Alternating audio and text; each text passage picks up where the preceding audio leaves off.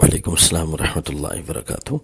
بعض لوگ جو دین کے اندر نئے نئے کام شروع کر دیتے ہیں اور بدعات نکال لیتے ہیں، ان لوگوں کا یہ جو ہے سہارا ہوتا ہے کہ بھئی اس کام سے شریعت میں اگرچہ اس کی دلیل نہیں ہے لیکن شریعت نے منع بھی تو نہیں کیا نا،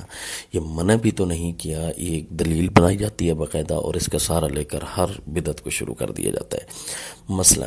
دیکھیں، نماز جنازہ کے بعد دعا یہ شریعت میں کہیں نہیں ہے، نہ اس کے الفاظ ہیں، تو بعض لوگ کہہ دیتے ہیں بھئی اس کے اندر منع بھی تو نہیں ہے نا، تو کر سکتے ہیں، کوئی حرج تو نہیں۔ تو دیکھیں، کل کو یہ بھی کہہ سکتے ہیں بھئی نماز جنازہ میں رکوع کرنا شریعت سے ثابت تو نہیں ہے لیکن منع بھی تو نہیں ہے، لہذا جنازہ میں رکوع کریں، سجدہ کے اندر رکوع سجدہ بھی کر سکتے ہیں کیونکہ جو ہے منع بھی تو نہیں ہے۔ یہ منع نہیں ہے، یہ کون سی دلیل کا ماخذ ہے؟ یعنی یہ ماخذ شریعت کا ہے ہی نہیں۔ قرآن یا حدیث، قرآن میں صاف لفظ لکھا ہے ما آتاکم الرسول فخذوہ وما نہاکم عنہ فانتہوا،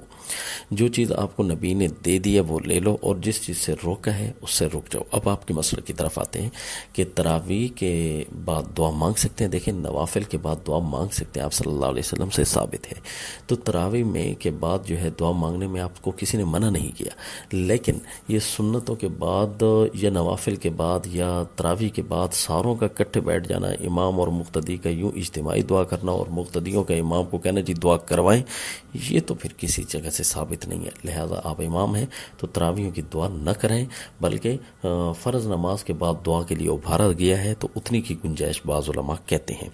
تو لہذا تراویحوں کے بعد کے لیے تو ابھارا نہیں گیا، وہ ایک عام نوافل کی طرح ایک نوافل ہیں، اس کے نوافل کے بعد دعا مانگی جا سکتی ہے، ہر بندہ جیسے چاہے انفرادی مانگے جیسے چاہے نہ مانگے، اس میں کسی کو ابھارا نہیں جا سکتا۔ اور اگر کسی کو آپ یہ کہیں کہ نہیں جی آپ اسپیشلی امام ہیں اور آپ مانگیں گے، تو یہ آپ پھر اگر مانگنے لگ گئے ان کی وجہ سے، تو یہ آپ نے شریعت کے اندر زیادتی کر دی۔ السلام۔